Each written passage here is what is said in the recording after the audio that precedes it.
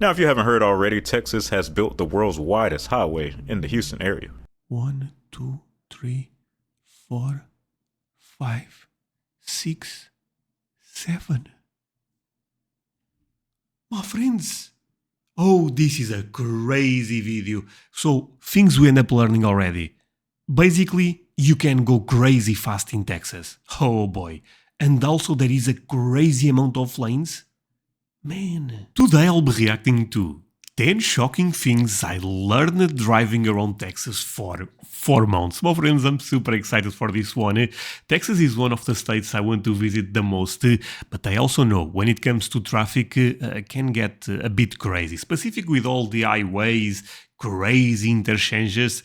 Before I go into that, let me ask you for one thing. If you can leave a like, thank you so much. It's the best way to show support. Now, if you can subscribe, well, in that case, forget about it. You make my day. Have that in consideration.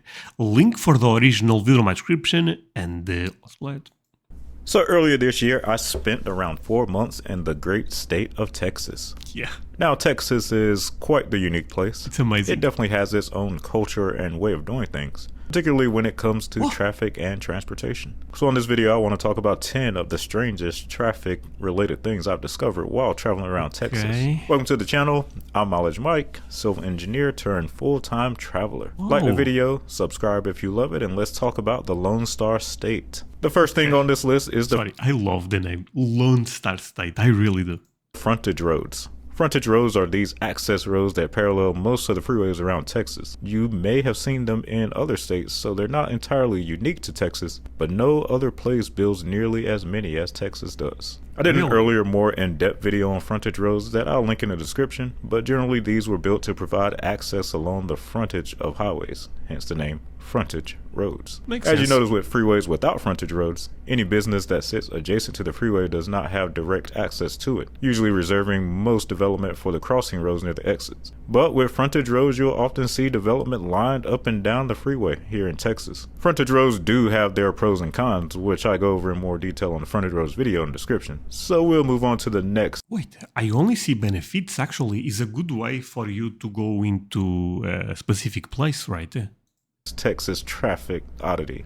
And frontage roads leads us right into number 2, and that is the good old Texas turnaround. You know how in most states, if you're on a freeway and you want to turn around, then you get off on your exit, drive over to the other side, and exit back onto the main roadway. And that's just if you so happen to be near a simple diamond interchange. Well, in Texas, with its frontage roads, there's something called a Texas turnaround. These are U-turn movements that you can find off almost all frontage roads where they intersect the crossing road. In Texas, you don't have to wait or wonder where your next chance to turn around is. You can just get off on just about any frontage road and know that at some point you can ride on a fancy old Texas turnaround to reach the other side of the road or to make that U-turn back onto the freeway. The Texas Honestly, but this U-turn thing is a great idea. This turnaround is actually a very unique part of the Texas frontage road design that you don't find on the frontage roads in other states. I haven't quite been to every state just yet, but so far I haven't seen anyone else use the Texas turnaround along their frontage roads like here in Texas. Number 3 on the list are the double turns on yellow lights. Now in other states, everyone has seen an intersection where one can make a left turn after yielding to oncoming traffic on a flashing yellow arrow. This is called permissive yellow. Well, Texas takes it to another level. Texas is the only place so far that I've seen where there's a flashing yellow arrow that 2 lanes of traffic can turn onto. When I first saw this, I was hesitant to make that maneuver as it just didn't feel right and kind of didn't feel safe. But after seeing many of the locals do it, I realized it's just a normal Texas thing. One thing I've noticed about Oh, but that can be a bit crazy. intersections where multiple lanes can turn left at the same time is that often drivers ignore the dashed line that guides them onto their lane and will often just turn left into whatever lane they feel like. That's even when they have a green arrow. So even after being here for a while, I'd recommend being extra cautious if you choose to turn along with other cars on that double yellow arrow. The other thing I questioned was just how well the car in the outer lane has the visibility to see when the coast is clear to make that turn with how far he is from view of the oncoming traffic. Makes me wonder what the crash statistics have been on this feature. So far I've only seen this around the Dallas area, so I'm not sure if other parts of Texas use. But this, you really have to respect the other, driver's space, you know what I mean?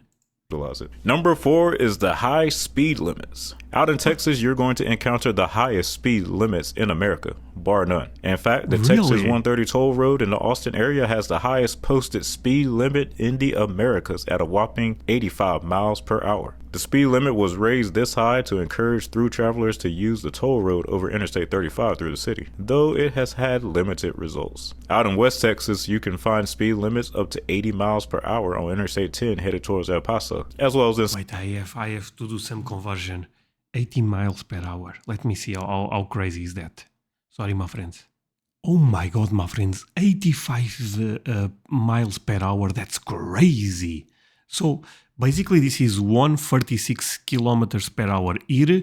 This also is different from country to country in Europe, but in my country, basically I will give you in miles. The maximum we can go is 75. 75 is the maximum. So this is quite different, you know, because it seems like there is places in Texas that can go 85. Let's run this one a bit back. This is super interesting. Interstate 35 through the city, though it has had limited results. Out in West Texas, you can find speed limits up to 80 miles per hour on Interstate 10 headed towards El Paso, as well as in some other rural parts of Texas. This makes sense as there is absolutely nothing out there for miles and miles. Most other interstates reach 75 miles per hour between cities in Texas, such as I-35, I-20, and I-45. Whereas in... Okay, so 75 tends to be the normal. Is this fair to say? Texas is a bit different here, but tends to be the normal in other states. In most other states, you're likely to see 65 or 70 miles per hour at max on rural interstates. One thing that will shock you is the speed limit on rural 2-lane roads. Texas posts them at 70 miles per hour. Now, to be honest, by the way, when I said the 75, I'm talking about highways, because in other places it's quite less. You know, if you are in a city, it's very low. 70 is probably the speed that a lot of drivers move at along these roads, even when it's posted at 55 or 60 miles per hour. But when you're about to pull onto a 2-lane road, just that wind that you feel as a car blows past you, probably doing something like 75 or 80 is wild. I probably wouldn't risk driving on one of these roads at night, so I've only done it during the day at this point. Then there's the urban freeway speed limits.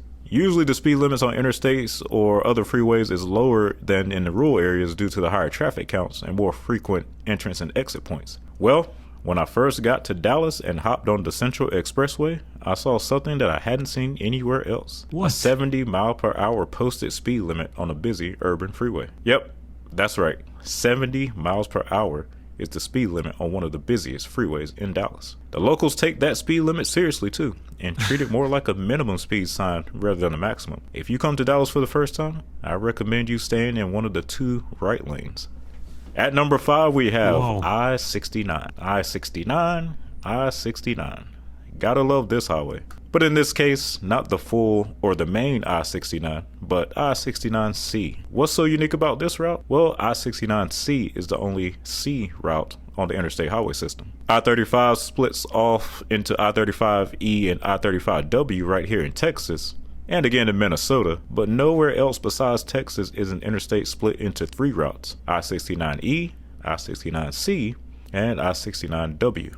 Oh, but this is because Texas is so big, right, that they can afford this. Yeah, we have to split this.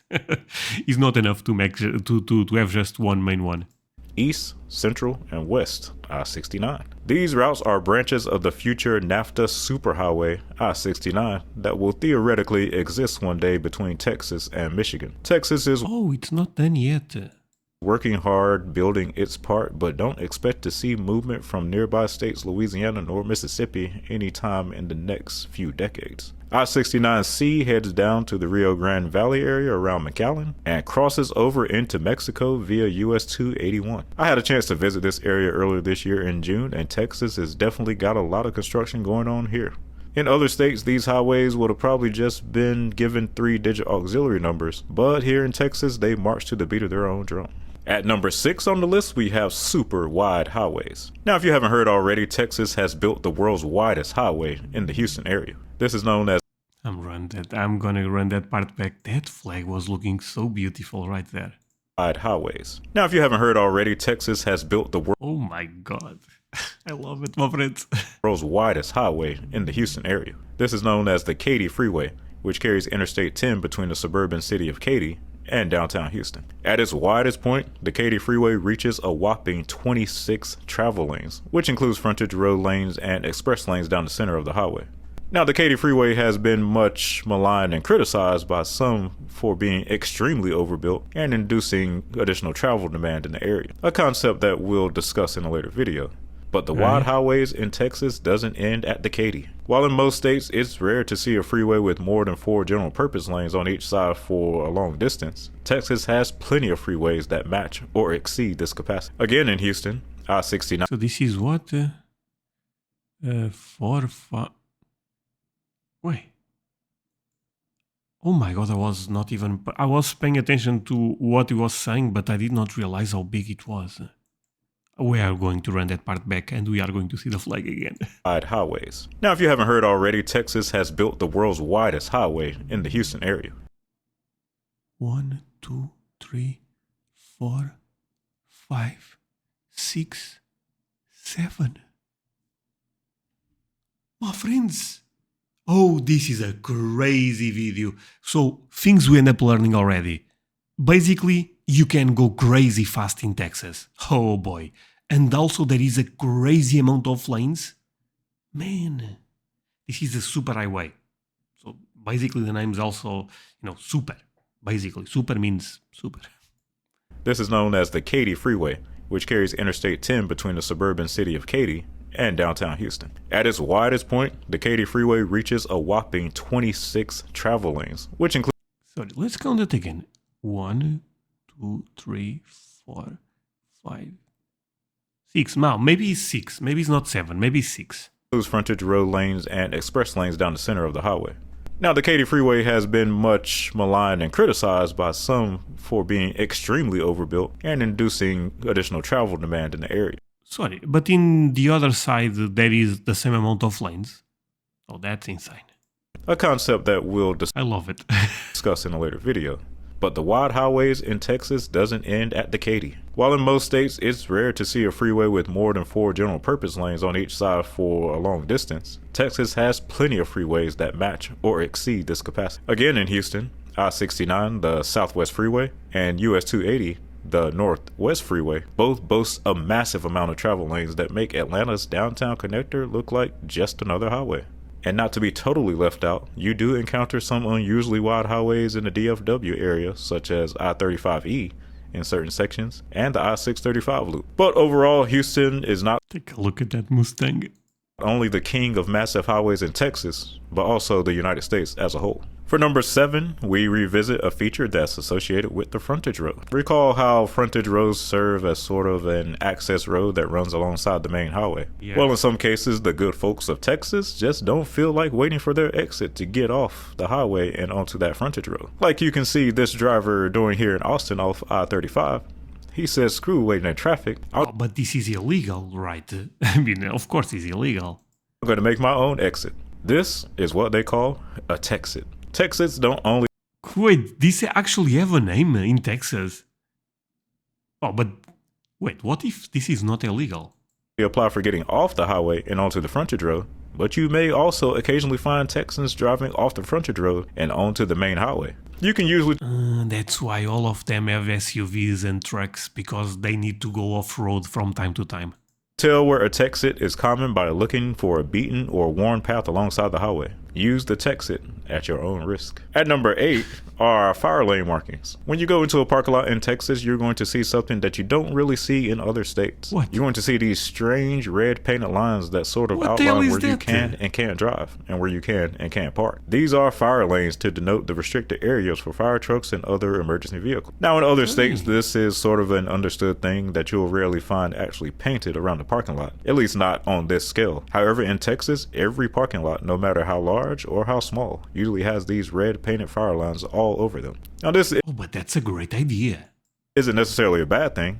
In fact, I think it's pretty cool that Texas explicitly shows drivers See? where they're allowed to and not allowed to drive in the parking lots. I agree. Maybe other states should adopt this Texas habit. At number 9, we have the FM or farm to market highways. If you drive around Texas, you'll notice the typical hierarchy of highways that other states have. You have the interstate highways at the top, which Texas has decided to do their own thing and label it as IH-35, for example, rather than just saying I-35 like everybody else. U.S. highways are still called U.S. highways like all the other states.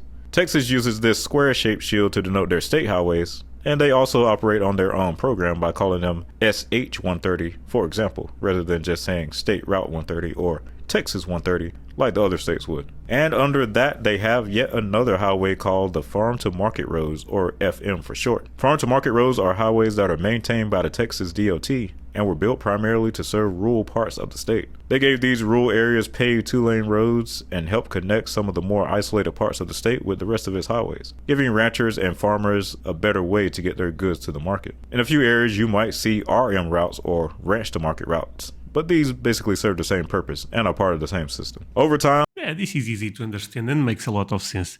Something that I'm noticing is, not this one in particular, but a lot of the roads are looking massive. I mean, makes sense, right? There is that joke that everyone have a pickup truck, but it's kind of not a joke at this point, right? They are really, really common in America. Man, if I was living in America, I would love to have one truck because you guys have tremendous ones. as some towns Actually, anyone watching have a truck? If so, leave me a comment, my friend.